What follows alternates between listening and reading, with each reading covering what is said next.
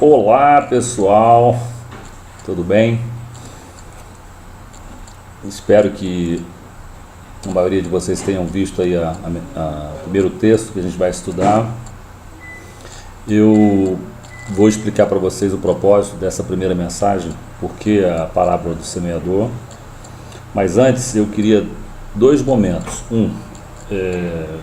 Vamos chamar aqui de esclarecimentos, né?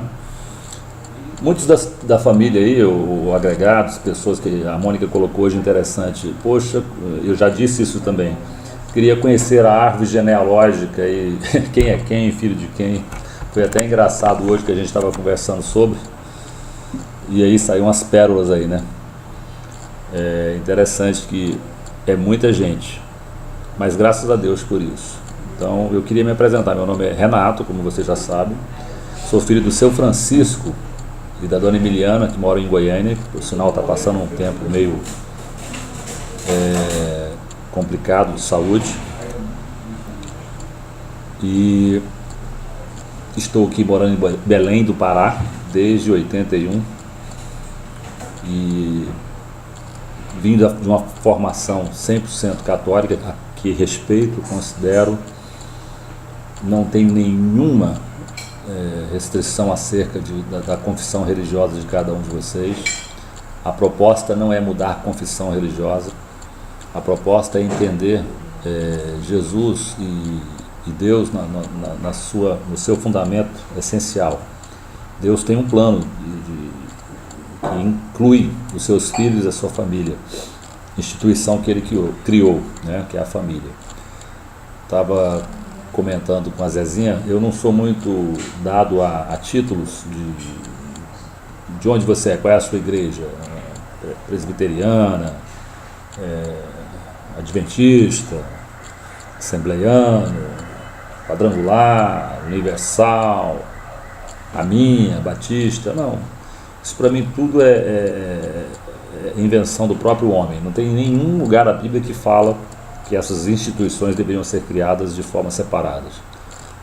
Temos um só Deus, temos um único Salvador e um único plano de salvação. E é sobre isso que eu quero conversar com vocês. Então nós vamos nos unir aqui, sem nenhum título, como cristãos. Cristãos nos remete a raciocinar e a pensar que tem um vínculo, só pelo prefixo da palavra, alguém que se relaciona com Cristo, né? Então vamos assim manter o respeito por todos, a consideração, e o propósito desse estudo, ele tem sim, talvez para alguém que esteja pensando assim, mas o foco desse grupo não é a recuperação da Andréia, a oração pela Andréia. Eu quero dizer para você que se você está pensando dessa forma, você está pensando equivocado, porque o foco realmente a Andréia tem sido o catalisador desse momento especial que Deus permite a gente ter. Porém, como pedir a Deus pela saúde da Andréia?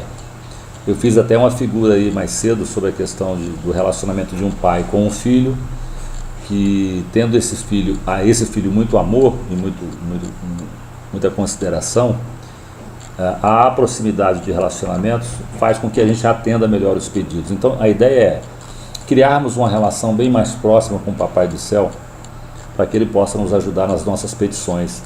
E a petição principal, e eu sei que é a vontade de todos, é que Deus possa dar a recuperação completa da Andréia. Ok?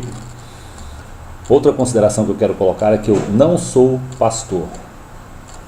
Muitas pessoas me chamam assim por acharem que muito falar de Deus e considerar a confissão em Cristo uma coisa muito importante na minha vida, acha que eu sou pastor. Não, eu sou um pai de família, tenho a minha esposa Eliana, meus filhos Mateus e Renata, minha sogra mora comigo, a dona Maria, e uma pessoa normal, trabalhadora. Cheguei há pouco da minha empresa com fome pra caramba, fiz uma refeição, um pratozinho, um peixe legal, fiz a alimentação do corpo, agora vamos fazer a alimentação do espírito, não é verdade?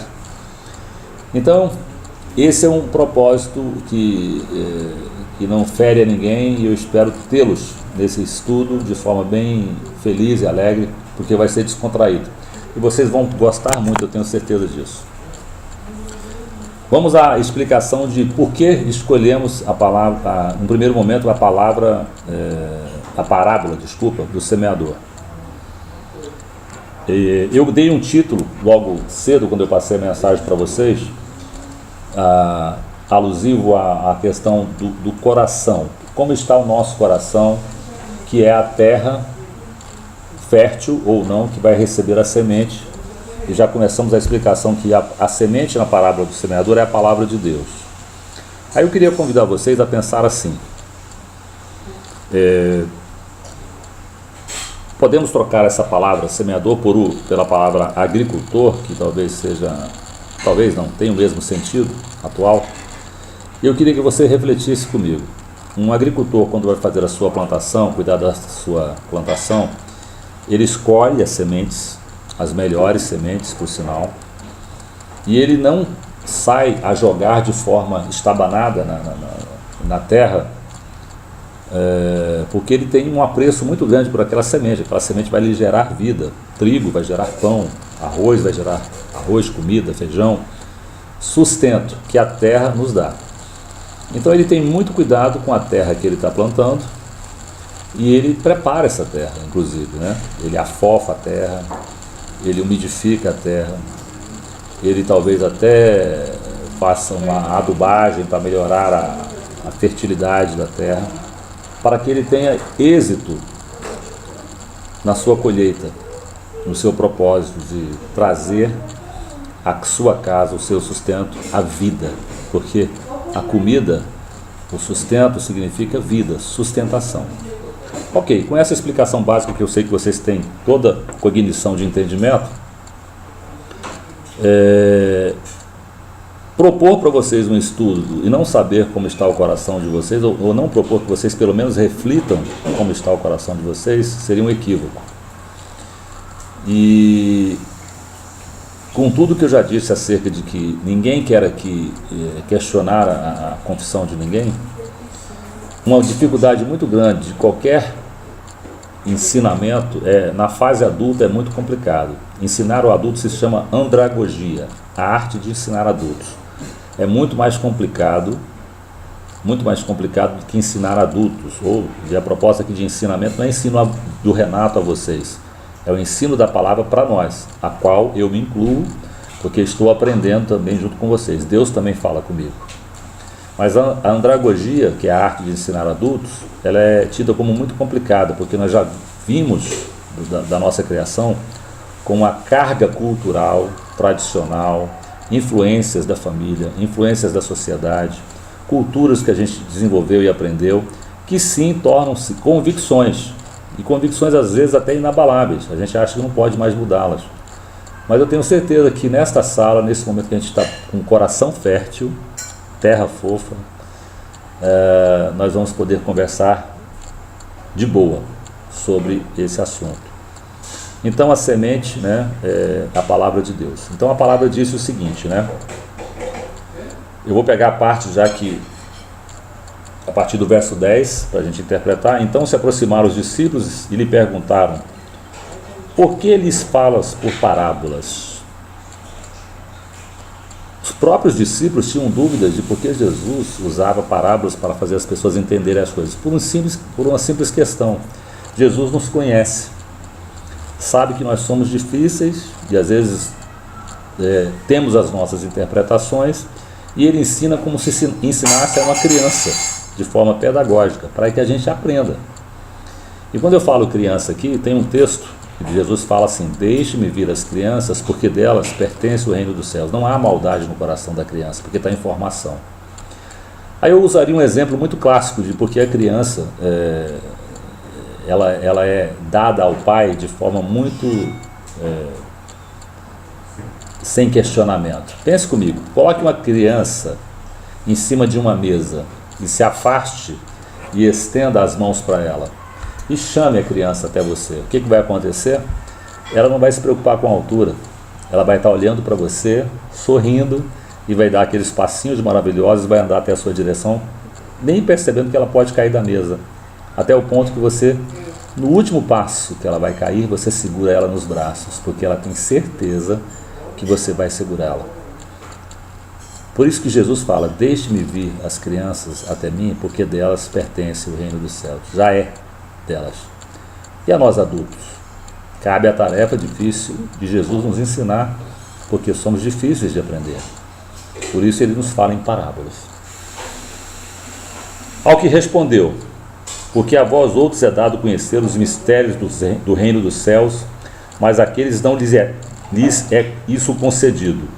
Jesus está fazendo alusão ao fato de que pessoas que foram, naquele tempo, escolhidas como sendo as pessoas do reino, como os judeus, já tinham que saber, pelas profecias e pelos estudos que ele fazia, que Jesus viria, que ele era o príncipe, o rei, que viria, o príncipe da paz, o conselheiro, o salvador.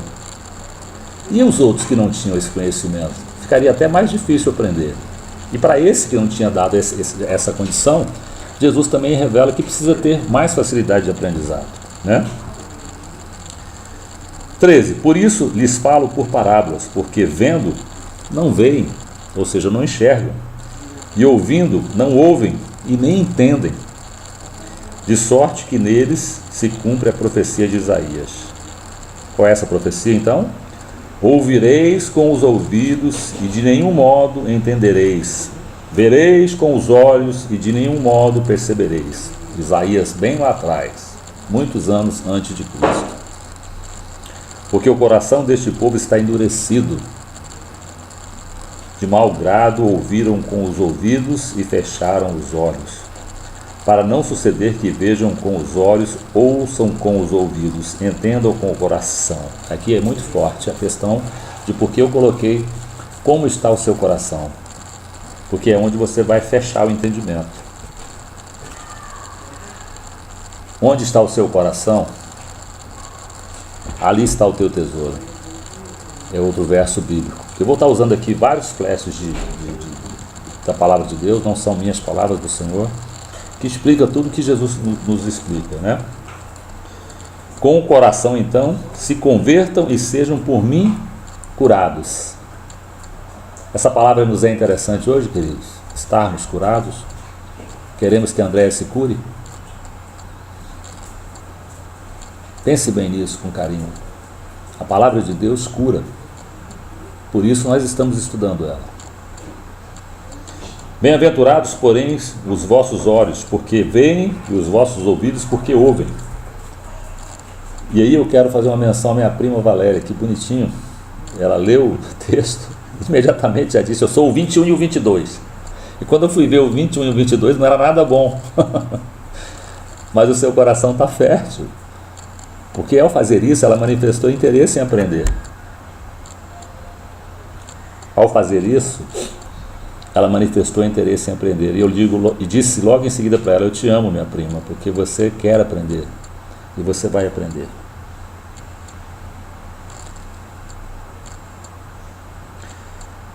Aí entra a explicação de Jesus, que quero também dividir com vocês, que essa é uma única parábola que Jesus explica detalhadamente, né? Então, se você leu a primeira parte do que ele disse, né, que a semente ela foi lançada, né, voltando lá atrás um pouquinho,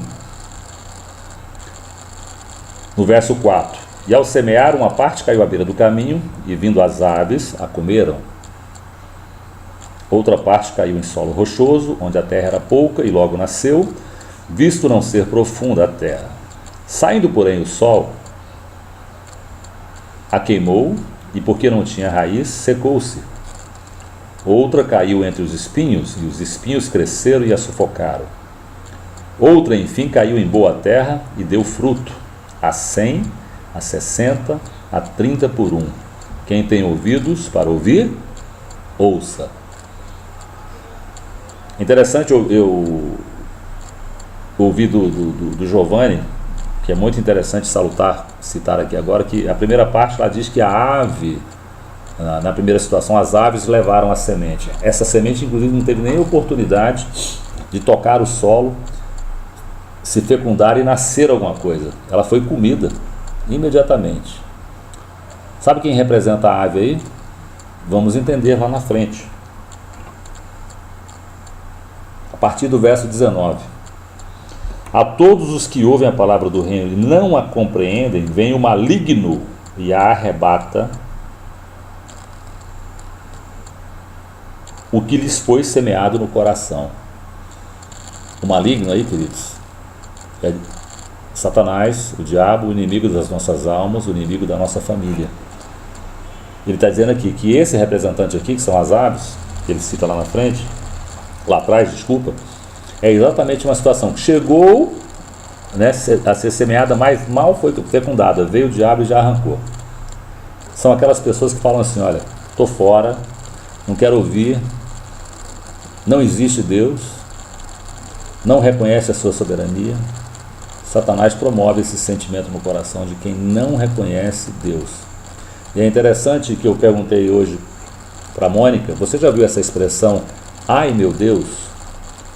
Quantas dessas expressões vocês já ouviram da boca de alguém que está numa situação extremamente de perigo e até inconscientemente, e graças a Deus por isso, chamam o nome de Deus? Ai meu Deus! Né? Conhecem, reconhecem de uma forma inconsciente, porque é a natureza do homem, porque nós fomos criados à imagem e semelhança de Deus.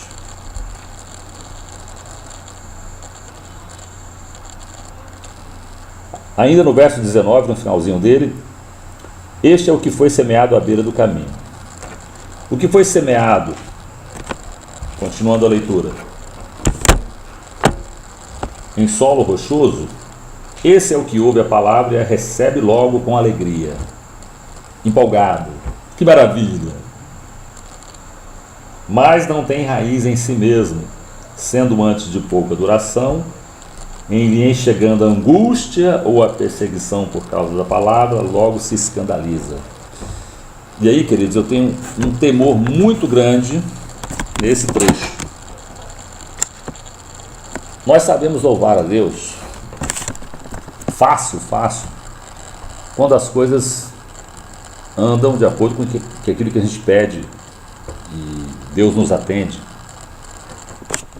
E quando vem a angústia ou a perseguição, algum momento de tristeza terrível, se escandaliza. Porque qual é o escandalizar aí? É falar assim: poxa, Senhor, eu pedi tanto, eu orei tanto, eu falei tanto com o Senhor, eu jejuei, eu não faço mal a ninguém.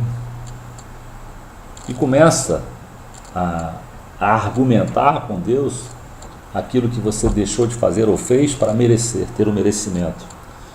Gente, tudo que nós temos de Deus é misericórdia. Sabe o que é misericórdia? É aquilo que eu não mereço, mas eu recebo. O tempo de Jesus é o tempo da graça, porque houve o tempo da lei, que é antes dele, né, com os profetas e tudo mais, e no tempo de Jesus é o tempo da graça. Eu falei hoje também para o Giovanni, conversando, que é muito interessante, para o Giovanni não, para a Mônica, essa questão de que, havendo os 10 mandamentos, se eles devem ser cumpridos? Sim, é a lei. Porém, Jesus indagado: Senhor, se hoje é o seu tempo, o tempo da graça e não o tempo da lei, qual é o novo mandamento? E esse novo mandamento, ele é o principal de todos hoje. Amar a Deus sobre todas as coisas e ao próximo como a ti mesmo. E o próximo aqui não está definido se é o seu irmão, se é o seu pai, a sua mãe. O próximo aqui é qualquer um, inclusive os seus inimigos. Como é amar os seus inimigos como a ti mesmo? É complicado, né? Então, nós precisamos entender que a aplicação da palavra de Deus é como o sol e a chuva, cai sobre todos, sobre os bons e sobre os ruins também, né? Mas voltando para o texto, vai um aviso aí muito importante. A palavra de Deus também diz que em tudo nós devemos dar graças, e nós devemos estar preparados para isso, inclusive na angústia e na tristeza, no sofrimento, e naquilo que a gente não for atendido também. Então tenha isso no seu coração. Deus não intenta o mal. Deus é bom, Deus é muito bom e Ele é sempre bom. Isso também é outro versículo bíblico. Deus é amor, é outro versículo. Então, não impute nenhuma coisa que você não sendo atendido a Deus. Isto é pecado. Em tudo, dai graças. Tudo, queridos. Continuando. Final do 22, logo se escandaliza. Início do 22, ou melhor dizendo. O que foi semeado entre os espinhos é o que ouve a palavra, porém os cuidados do mundo e a fascinação das riquezas sufocam a palavra e fica infrutífera. Aqui, esse verso, inclusive a Valéria diz que faz parte desse contexto aí, né, Valéria? É interessante que nós temos uma incessante busca pela estabilidade financeira. Deus nos criou dessa forma, com esses pecados carnais de ter uma boa casa, uma conta bancária rechonchuda, um carro do ano, tudo que a visão nos gera prazer, né? E pessoas que são dadas a esse tipo de visão, de comportamento, têm uma dificuldade de reconhecer Deus, porque todas essas conquistas são pautadas no esforço do homem, da pessoa. Alguns bem mais sucedidos, outros não. Mas talvez muitos de vocês que estão me ouvindo agora já passaram por experiência de ter muito e depois ter passado por uma experiência de não ter tanto. A grande questão é o seguinte: eu posso afirmar para vocês que você se lembrou mais de Deus no momento que você teve menos. Então, o que essa palavra está dizendo? Que quando a gente começa a ser muito bem sucedido nas coisas que a gente faz, a tendência é que nós nos sentimos autossuficientes. Não precisamos de Deus. Isso é muito ruim, não é bom. Agradeça a Deus por tudo e até por as coisas que você não consegue perceber. A vida que você tem, o amanhecer, o acordar, o ar que você respira, os filhos que você tem, a comida da mesa. Quantas vezes você orou agradecendo? Senhor, obrigado por essa comida, porque hoje tem muita gente que não tem o que comer. Pela vida, queridos. Estava falando para o Giovanni esta semana, caiu um amigo nosso do quarto andar de um prédio, estava trabalhando e teve o esmagamento do fígado. Não tem muita chance, não. Mas estava ali, bem, trabalhando, o andaime deu uma desatada de um lado da corda, caiu os dois, o amigo dele e ele. E o amigo dele caiu por cima dele e esmagou toda a parte das vísceras dele. Isso está assim, somente um milagre. Então valorize a vida que você tem. Valorizemos a vida que ainda a Andréia está tendo. Agradeçamos por Deus por isso, né? A oportunidade de você dizer coisas boas. Que coisa linda, todos nós fazendo isso, dizendo coisas boas para a Andréia. Dê flores em vida, queridos. Dê flores em vida. Eu não quero que ninguém diga de mim assim: não, Renato era tão bacana, tão legal, né? Depois da minha morte. Tem algo para me dizer? Inclusive, se tiver um acerto para fazer comigo, faça. Não tem problema, a gente conversa tranquilamente. Mas o que foi semeado, verso 23, em boa terra, é o que ouve a palavra e a compreende. Este frutifica e produz a 100, a 60, a 30 por um. Lá na frente, queridos, não por isso também a gente pode compreender, a palavra de Deus fala de frutos do Espírito. A palavra fruto tem a ver com semente? Total, né? Total relação. Porque a pessoa que tem um solo fértil e nasce nele uma semente, vai dar uma árvore frondosa, essa árvore vai dar frutos. Então você pode contaminar com esse amor de Deus muitas outras pessoas, 100, 60, 30, tantos quanto você achar que você pode chegar até. Não é verdade? Então é isso. Essa palavra ela veio para nos preparar para o seguinte. Qual é a aplicação então? Eu falei para o Giovanni que nós íamos fazer o seguinte, eu ia dar um título, nós íamos ler a palavra, fazer uma interpretação dela e fazermos então uma aplicação na nossa família. E a aplicação eu perguntei, qual é o terreno que você julga ser o seu coração? Porque a proposta desse estudo, querido, não é fazer você questionar o Renato, questionar ciclano ou fulano. Não, é nos questionarmos diante da palavra de Deus. O livro que eu estou usando, eu espero que seja uma regra de fé e prática de todos nós. A Bíblia. Eu falei para o Giovanni que eu tenho a Bíblia da vovó. A Bíblia da vovó, Vó Maria, guardada comigo. Ficava lá na sala do papai, aberta no Salmo 23, com as páginas amarelas. É certo que o papai lia conosco, a mamãe lia conosco. Meu pai teve uma iniciação sim cristã e vocês sabem disso conosco. E não nego isso. Isso faz parte da minha vida. Mas eu não fui ensinado com o hábito de ler a palavra de Deus. E vocês vão se surpreender que pelos trechos que Deus possa estar me permitindo escolher, vocês vão perceber o tanto que é rica, abençoadora, contemporânea a palavra de Deus. Contemporânea é o seguinte, é um livro mais antigo, se não um dos mais antigos, eu sei que é o mais vendido, e que tem textos extremamente atuais sobre família, sobre o comportamento dos filhos, dos pais, das mães, tudo que nós precisamos. Você não precisa de nenhum livro de autoajuda. A Bíblia tem tudo que nós precisamos, tudo. Sabe por quê? Manual do Criador. Você é criação de Deus e Deus tem um manual. Deixa eu ver aqui na câmera. A Bíblia Sagrada, o manual. Se você pensa que está funcionando bem ou não, consulta aqui, ó, na boa, tranquilo. Então é isso, queridos. Vai dar meia hora de estudo, eu acho que é o bastante. Eu vou tentar mandar esse vídeo agora, mas antes eu quero fazer uma oração com vocês.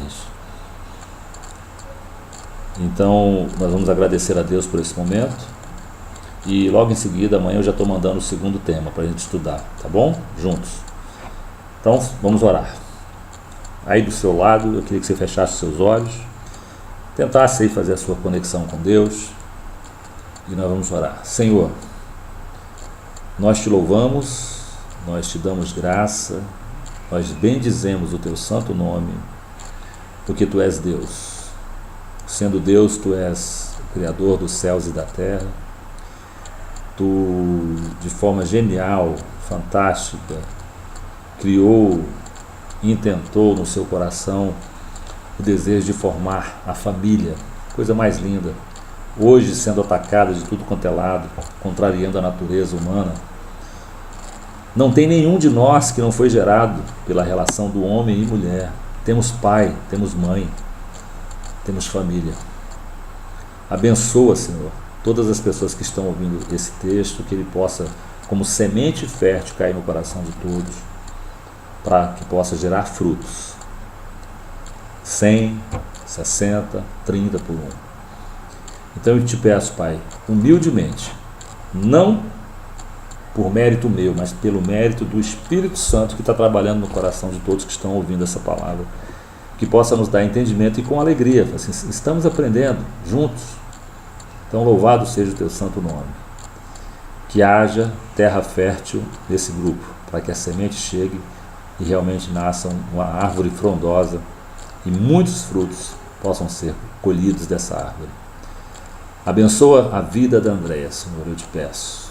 Abençoa a vida da minha tia Zete, esta mãe que tem estado com o coração tão apertado. O Felipe, seu esposo. Tia, confia e entenda também os desígnios de Deus. Não reclame. Não ache que as coisas estão sendo feitas de forma equivocada. Apenas ame a sua filha. Diga coisas boas para ela o tempo todo, como nós estamos tentando daqui dizer. Aqueça o coração dela com frases de amor, de carinho, de ânimo. Senhor, dê forças ao Felipe, que eu sei que ele também está precisando da tua graça, do teu amor. Dê forças ao Giovanni, ao tio Gersino, que também tem sofrido bastante com o que tem acontecido com a Andréia, e a todos nós também que estamos consternados, juntos, torcendo pela recuperação dela. Obrigado pela maravilha do seu amor, obrigado pela tecnologia, que eu sei que esse amor sempre existiu, mas é interessante que a tecnologia possibilitou esse contato e o ajuntamento de tantas pessoas. Que bom. Obrigado, Senhor. Dá-nos a tua paz, o teu descanso, o teu consolo, do Espírito Santo. Te peço isso não porque mereço, por mim e pela minha família, em nome de Jesus. Amém. Até a próxima. Beijo. Tô parando. Tchau.